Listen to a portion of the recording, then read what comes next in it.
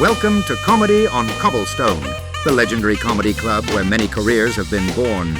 Tonight's special guest started out by telling jokes on the porch every week with his neighbors and hasn't forgotten his punchlines, no matter what Father Time could throw at him. Sam Pell. The guy says, he said, when I die, I want to die in my sleep like my grandfather, not like the other passengers screaming and yelling.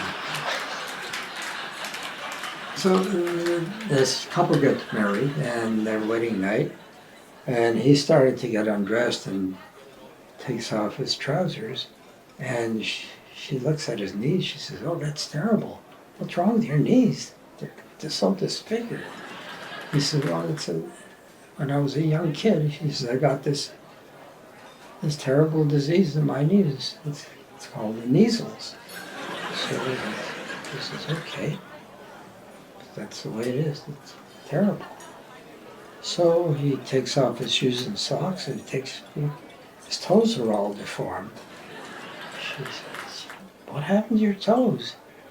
He said, "Well, I had another problem when I was a kid, and they called it toenail poisoning. So my toenails are all disfigured." So he says, "Oh, that's terrible." So he's taken off his underwear, and she takes a look, and she looks at him and she says, "Don't tell me, smallpox."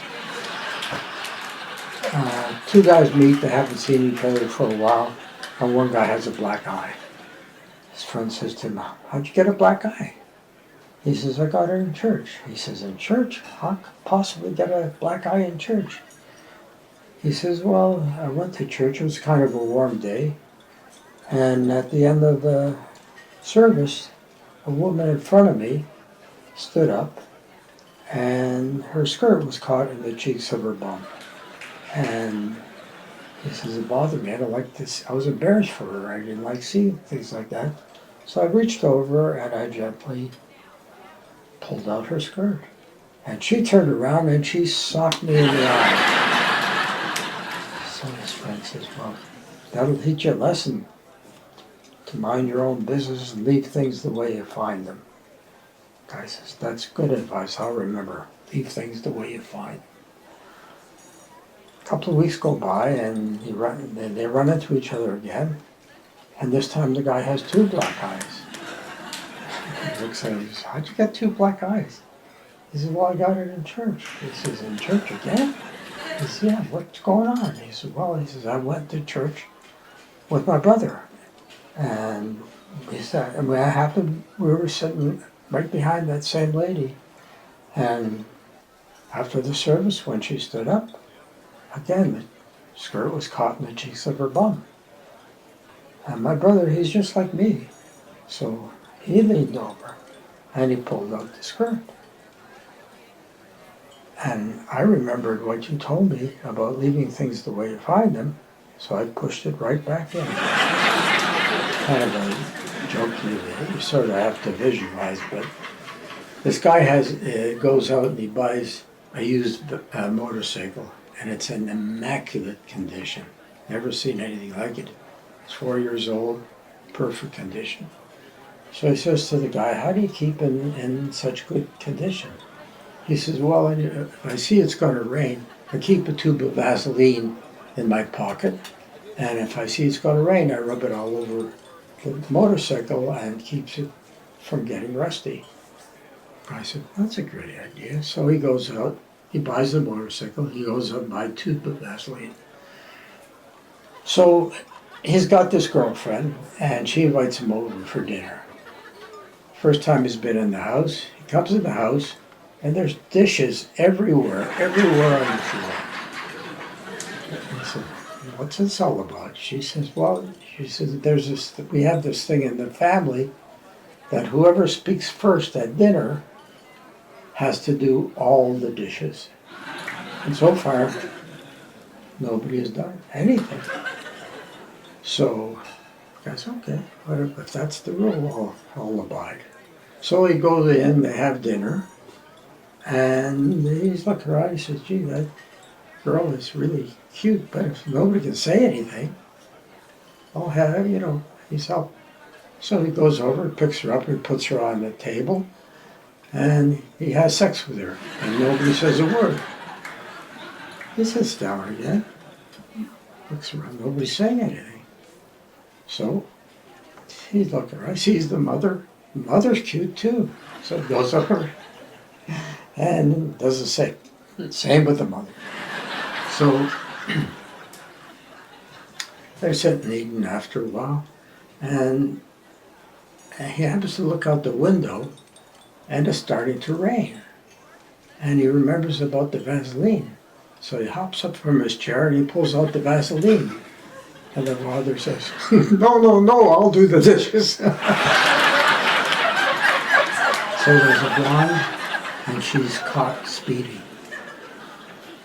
Cop pulls her over, says, open the window. She opens the window. He says, hand over here. Let me see her driver's license. She says, what does it look like? He says, it's got your picture on the front. So she rummages through her purse, and she pulls out her pocket mirror. She looks at her pocket mirror. This must be it. There's a picture, right? So she hands it to the motorcycle cop. He looks at it. He said, why did you tell me you're a cop? There's a drunk joke. It's about a Scotsman who is in the pub, and he's in his kilts and everything, and he staggers out of the pub after it closes, and he falls down dead drunk on the road.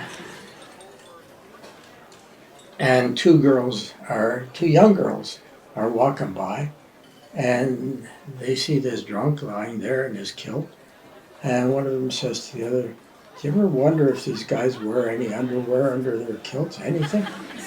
She says, yeah, I thought about it a lot. He says, well, he's dead drunk, he'll never know. He says, let's have a look. So they pull up his kilt, and sure enough, he's not wearing any underwear. So one of them says, hey, you know what? I got a red ribbon in my hair. Let's tie it on, and when he wakes up, he'll find this red ribbon. So she says, okay, let's do it. So they tie the red ribbon on and walk on home, tittering and laughing on the way home, thinking about what this guy's going to do when he sees the red ribbon. Anyway, the guy gets up after a while, and he staggers home, and the first thing he does, he goes to the toilet, he lifts up his kilt, and he sees this red ribbon. And he says, I don't know where you've been, laddie, but I'm sure glad you took first prize. There's a hypochondriac, and every month he's at the doctor complaining about something else. And the doctor checks him over, finds there's nothing wrong with him, and the next month the guy is back. And after a while the doctor says, look, you're a hypochondriac, there's never anything wrong with you, you just think you're sick. And every time the guy comes, he says, there's nothing wrong with you, you just think you're sick. So eventually he dies. And the doctor doesn't see him around for a long time. He doesn't know anything about it, and he just thinks that the guy's moved away or something. Anyway, one day he runs into the guy's wife in the grocery store, and he says, I haven't seen your husband in the office for months now. What's going on? How's he doing? She says, oh, not very good, not very good at all. The doctor says, what's wrong? He says, he thinks he's dead. So there's a guy comes into a diner on the highway, and he orders a sandwich and a beer, and he sits down, and just before he gets a chance to eat the sandwich, a motorcycle gang comes in, and the Hells Angels guy comes in and knocks the guy off his stool and sits down, eats his sandwich, and drinks his beer. And the guy says nothing, and he just walks out. And Hell's Angels guy says to the bartender, "You see that whip?" He says, he just walked out. He didn't say anything. He didn't even complain. He let me eat his sandwich and drink his beer. What a terrible whip. And the bartender says, not only that, but he's a terrible driver. And he just ran over all your motorcycles. There's a truck driver driving down the street, and he runs over a cat. Kills the cat, and he feels terrible. It was an accident, and so he goes up to the house where the cat ran from, and he rings the doorbell, and says, "Look, lady, I'm sorry, I killed your cat. I ran over it, ran in front of me. I had no choice. It just ran right under my tires." So the woman starts crying and carrying on, and then she stops. She says, "Hey, wait a minute. How do you know it was my cat?" But I said, "I don't know. It just came from your door." He said, "Could have been anybody's cat. What did it look like?" So he goes. So she said, no. What did it look like before you hit it?" He says, "Oh." There's a drunk, and he walks up the steps, staggers up the steps of St. Peter's Cathedral in New York, and sits down in one of the pews.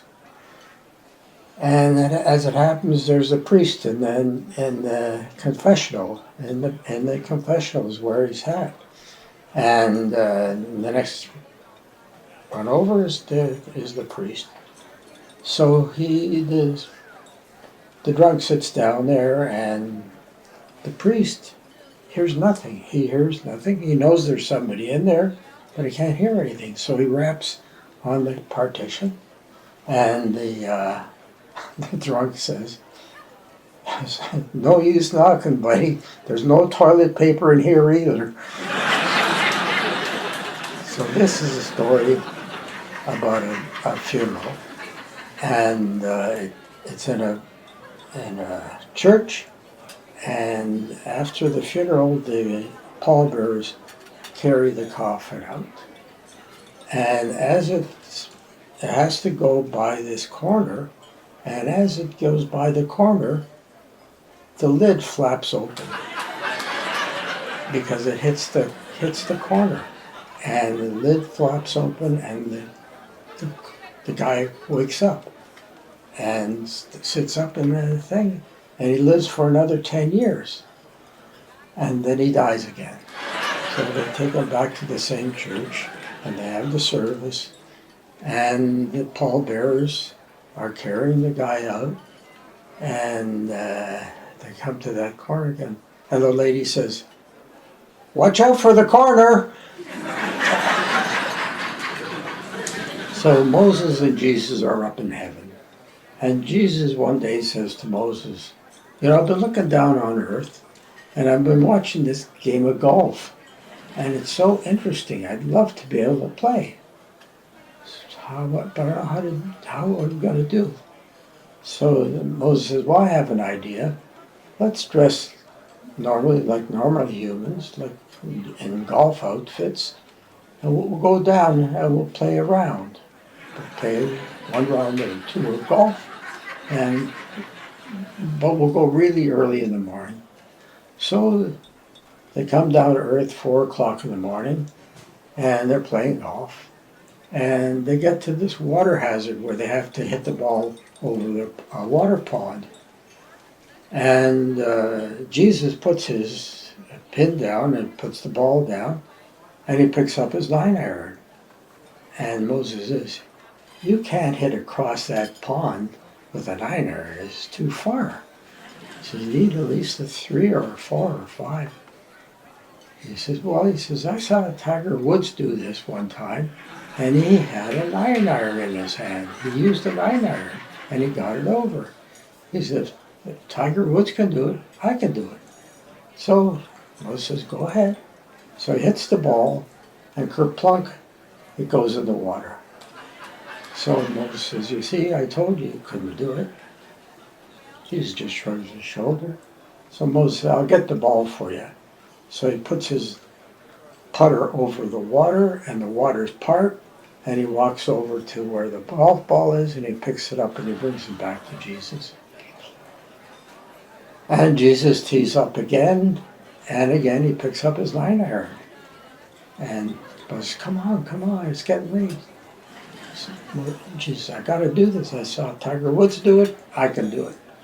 So he hits the ball, again it goes in the water, and again Moses parts the water and goes and picks it up. The third time, Jesus hits the ball, he puts the ball down, and again hits it with the 9-iron, and again it falls in the water, and Moses says, you can get your own ball.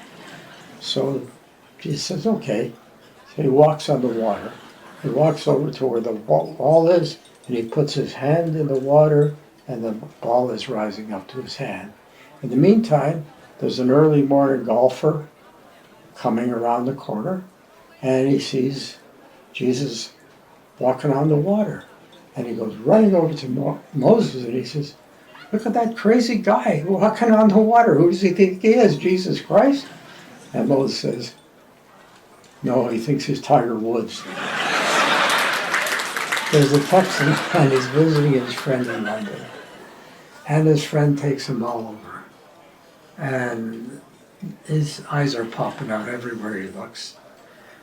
So one day the Englishman brings the Texan to his club, and his old father is there with the hearing aid and the trumpet, and meets the father. They have lunch, and the Texan is very effusive, he's just overwhelmed. He says, I've never seen anything like this city. It's wonderful. It's got beautiful buildings and the history of the buildings and everything else, all the streets and all that stuff. And the father says to the son, what did he say? What did he say? And the son says we have nice buildings here. So the Texan continues. He says, the culture here is fantastic. I went to a couple of shows. We saw the cats we saw cats, we saw all these plays and all this music. It's fantastic. Whatever is going on here in London. Went to 6 plays and names them and talks about them. And the old man says, what'd he say? What'd he say? And the son says we have nice culture here, Dad. Says, okay. So the Texan goes on, he says, I went to a house of ill repute, and there was this woman there. She was fantastic, absolutely beautiful. And she took on a whole platoon of guys from the army, and at the end she was clear and smart and nice looking and fresh, as if she just woken up in the morning. And the old man says, what'd he say? What'd he say? And the son says he knows mother. Another town that was not well regarded in those days was Buffalo. And Buffalo was noted because they had bowling leagues and they were on TV. So everybody knew about Buffalo. This couple gets married, and they're getting ready for bed. And he says, I don't really know what to do about sex. I have no clue. Nobody ever told me what to do. So, and this guy is from Buffalo. And so she says, well, she says, take that thing you're always playing with and put it where I pee. So he takes his bowling ball and he puts it in the sink. The guy goes to Mexico and he gets dysentery. This was a long time ago when that was common. And he comes back. He's from Ireland and he comes back and he can't stop shitting. And so eventually he dies. It kills him. Take him to the morgue and the shit is still coming out. They don't know what to do with him. So one of the morticians has an idea. Gets a cork and sticks it in the guy's ass. And it stops the diarrhea. So they're carrying the coffin out, 6 guys, and they're going down the stairs to the hearse.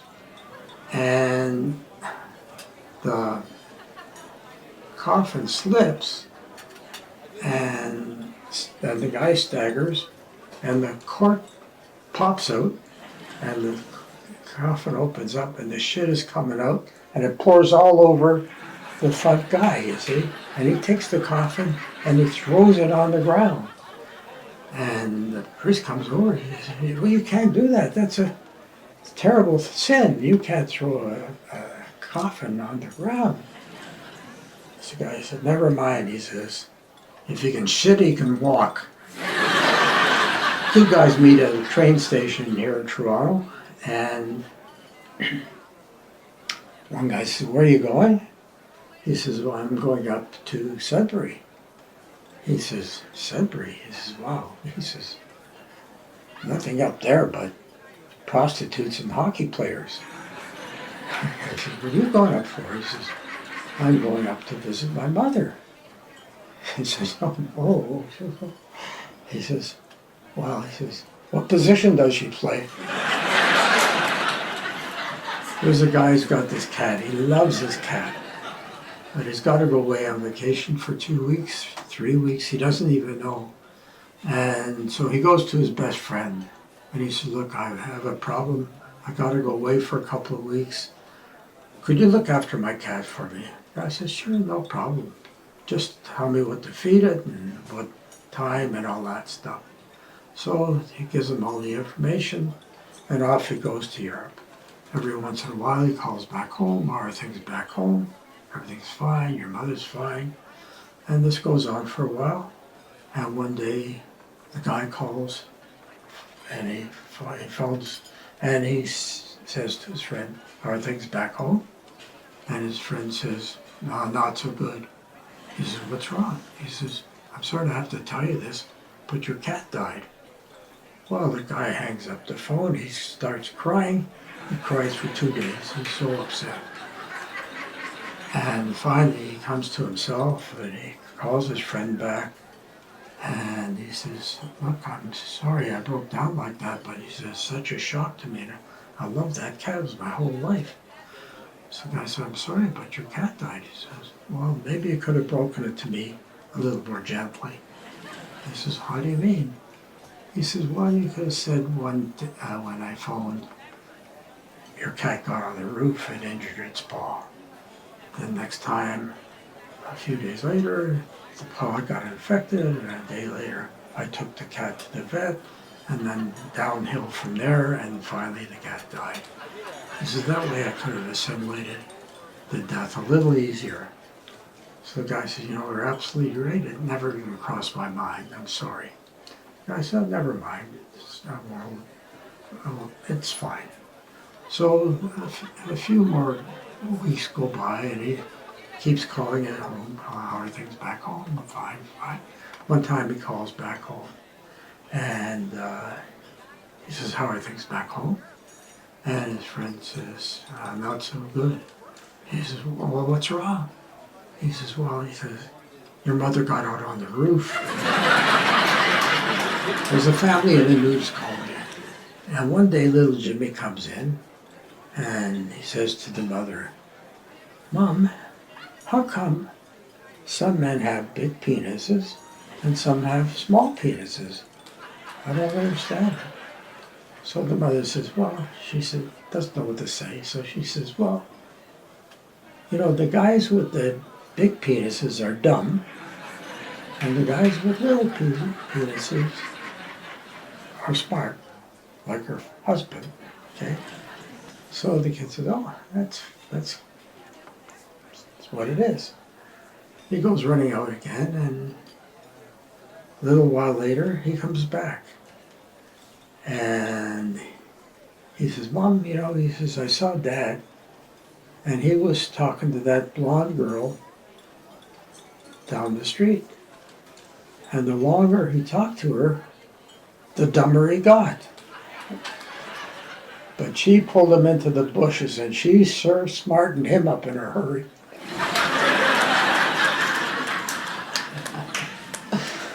Okay, two guys are walking down the street, and I really don't like telling this joke, but it's about a guy that stutters, but it's really a good joke.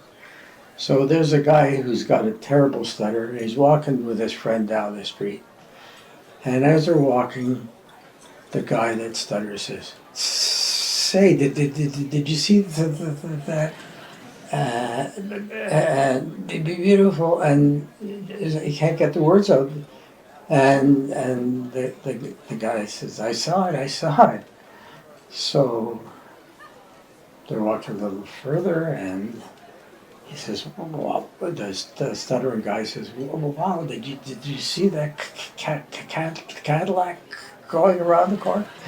The guy said, oh, I didn't see it. He said, oh, it's too late, it's gone. So they're walking a little further, and his friend says, he says to his friend, say, watch out. And the guy said, I saw it. And he says, so why'd you step in it? And it's about a couple that go to a zoo with their little Johnny. And when they go by the elephants area, the elephant has an erection. Now, if you've ever seen an elephant's erection, it goes right to the ground. So the kid says to his mother, he says, what's that? What is that? And she says, oh, it's nothing. And the father says, don't listen to her, she's been spoiled. The lady needs to take a long train trip, and her daughter packs her a lunch in a bag, a zippered bag. And she gets on the train, and there's hardly anybody on the train. She sits down by the window, and she puts the bag with her lunch beside her on the seat, and eventually falls asleep. And as the train is going further and further, more and more passengers come on, and finally it's the only seat that's open, and this guy gets on, and the lady's still sleeping. He doesn't want to wake her, so he takes the lunch bag, zippered bag, and he puts it on the rack on top, and he sits down. Later that evening, she wakes up. It's dark, and she's hungry, so she remembers the bag that her daughter packed for her. So she leans over and unzips what she thinks is the bag, and puts her hand inside, and rummages around, and she says, such a dear daughter, the sausage is still warm. It's a feast in a small town. And he's got to go away for a couple of weeks, and there's nobody, he can't find anyone to look after his parish. And just as he's about to give up, he thinks, well, maybe I can get the rabbi. So he goes over to the rabbi, and he says, look, I got to get away for a couple of weeks. Can you look after my parish for me? The rabbi says, I'm sure I can. What do I have to do? He says, well, just that people have a problem. He says, yeah, but he says, I don't know what you guys do in the confessional.